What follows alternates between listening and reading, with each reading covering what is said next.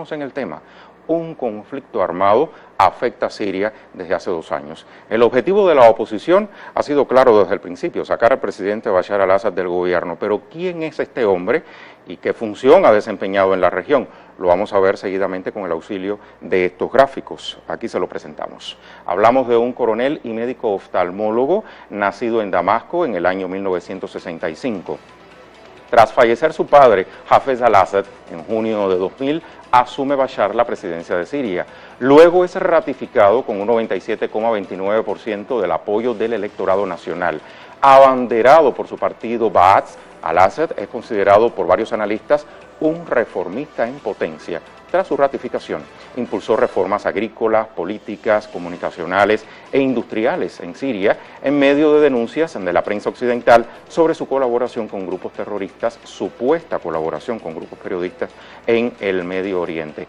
Pese a estas acusaciones, Bashar al-Assad fue ratificado de nuevo en el año 2007, con el 97,62% de los votos a su favor.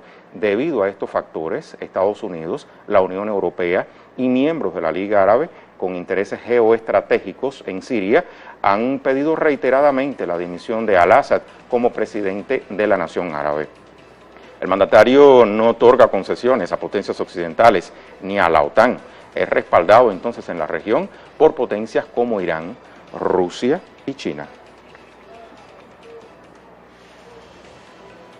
Aun en medio de la crisis y los ataques continuos desde el exterior, el gobierno sirio mantiene un apoyo popular. Los más recientes sondeos de la propia OTAN reflejan que al menos el 70% de los sirios respalda a Bashar al-Assad. De eso vamos a hablar a lo largo de este segmento. Le propongo entonces iniciar nuestro análisis. Hemos invitado a Lenín Bandres, especialista en temas del Medio Oriente y ex embajador de Venezuela en los Emiratos Árabes. Nos acompaña desde Bruselas, Bélgica. Le damos la bienvenida. ¿Cómo está? Buenos días, Rey. Buenos días. ¿Cómo está? Gracias por la invitación. Bueno, un reformista en potencia, así definen varios analistas a Bashar al-Assad, pero antes le propongo repasar otros datos que incluso van a calzar nuestro análisis. Tiene mucho que ver con lo que acabamos de decir, pero como le decía, vamos a profundizar en este tema.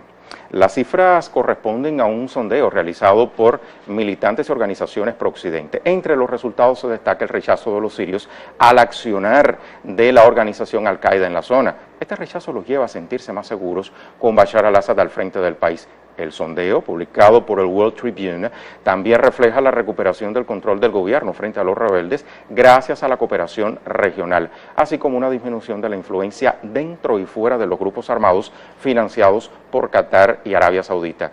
De los encuestados, lo decía anteriormente, el 70% apoya a su gobierno, el 20% se declaró neutral y solo un 10% apoya a los grupos irregulares. Entonces, vamos a continuar teniendo en cuenta estos datos que le acabamos de ofrecer, las consideraciones que en su momento nos ofrecerá el señor Bandres, a quien le pregunto seguidamente cómo se entiende entonces que sectores de la oposición demanden la dimisión de Bashar al-Assad, tanto en la propia Siria como fuera de fronteras. ¿Qué hay detrás de estas demandas que han llegado al enfrentamiento bélico, el derramamiento de sangre, la destrucción incluso de una parte de la infraestructura del país? Finalmente, ¿a quiénes no les conviene en realidad que Bashar al-Assad siga tomando las riendas de Siria? Bueno, mira, es muy fácil entenderlo desde una perspectiva política interna. Hay sectores que además son muy diversos y que no tienen una sola línea política. Muchos de estos sectores están ligados directamente a ciertas facciones islamistas, directamente apoyadas por Arabia Saudita y por Qatar, y seguramente por los países occidentales. Esto, digamos, de manera abierta, ha mostrado que estos sectores no les interesa un Bashar al-Assad que lucha por la independencia y por la soberanía de un país que se ha mantenido desde la llegada de su padre, desde la llegada de Hafez al gobierno, digamos al Estado, ha mantenido la independencia y la soberanía del país dentro de todo el panorama del Medio Oriente, de un Medio Oriente siempre, digamos, tributario de grandes guerras y de grandes intervenciones a nivel de los países occidentales. Es decir, yo creo y sospecho que toda esta reunión de Ginebra y toda esta conferencia que se va a dar, ellos están apostando a que fracase, estoy diciendo, los opositores, y es por eso que ellos están dando un ultimátum para ver si participan o no, porque de alguna manera ellos saben que ellos no tienen ningún tipo de legitimidad ni al interior ni fuera de Siria. Usted se refiere a restricciones, obstáculos. Bueno, uno de los principales obstáculos de la oposición siria han tenido que ver en un principio con la no participación de Bashar al-Assad en esta conferencia internacional, a lo que las autoridades de Damasco se han negado, pues afirman que sin el diálogo entre las partes sería entonces imposible la paz en esa nación. Le propongo entonces seguir indagando en torno a la figura del presidente Bashar al-Assad y las propuestas que ha impulsado durante los últimos años. Al-Assad asumió la presidencia, se lo decía, en el año 2000. Desde entonces impulsó una reforma constitucional que puso, digamos, a temblar el ajedrez político de la nación. Sin embargo, tras preguntarle a la población, una parte importante apoyó estas reformas. El referendo se celebró en febrero del año pasado. Su objetivo fue aprobar o rechazar el proyecto de constitución.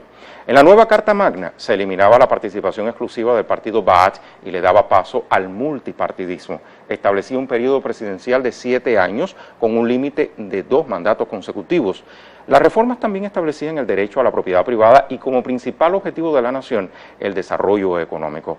Pese al boicot de la oposición, algo que decía nuestro invitado, más de 8 millones de sirios participaron del referendo y 7.490.319 votaron a favor de la nueva Constitución de la República, o sea, el 89,42% de los votantes, nada más y nada menos. Retomemos entonces nuestro análisis con el señor Lenín Bandres. Vemos cómo este referendo reveló un amplio respaldo popular a las reformas del presidente al-Assad. ¿Cómo interpretar entonces estas contradicciones entre quienes desean a toda costa su dimisión y el apoyo brindado por la mayoría de la ciudadanía siria? Ayúdenos a interpretar estos datos. Bueno, como te decía, Rey, anteriormente, ciertamente hay una mayoría en Siria que apoya la gestión del presidente Bashar. Fíjense que durante el último decenio el presidente Bashar ha emprendido una gran cantidad de reformas y de modernización, digamos, de la economía y reformas sociales que han llevado a despuntar, digamos, en materia de indicadores a Siria como uno de los países más avanzados en materia económica y social dentro de la región. Si uno compara, por ejemplo, con países cercanos como Egipto, como Jordania, Siria pues tiene digamos, unos indicadores mucho más progresistas y mucho más modernos que lo que puede tener otros países de la región. Ahora bien, hay sectores, por ejemplo, que ligados a grandes multinacionales occidentales seguramente, que tienen intereses también económicos dentro de Siria y dentro de las perspectivas del proyecto soberanista e independentista del presidente Bashar, pues no entran dentro de las categorías a las que quisiera participar ciertos sectores, cierta élite, no solamente económica, sino una élite política que está ligada a los factores exteriores, como por ejemplo Arabia Saudita, Qatar y los países occidentales, especialmente Estados Unidos y Francia.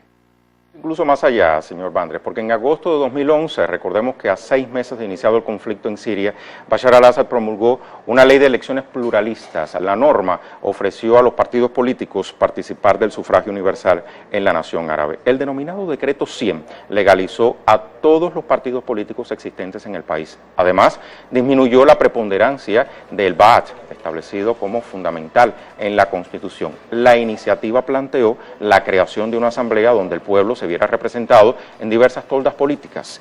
Esta ley fue seguida del Decreto 101, el cual establecía una norma electoral que avala el sistema multipartidista. Sin embargo, la oposición siria desestimó el decreto, aun cuando este le daba paso a una mayor participación opositora en los próximos comicios. Tanto el decreto 100 como el 101 permitieron la participación de 9 partidos políticos nuevos en las elecciones legislativas de 2012.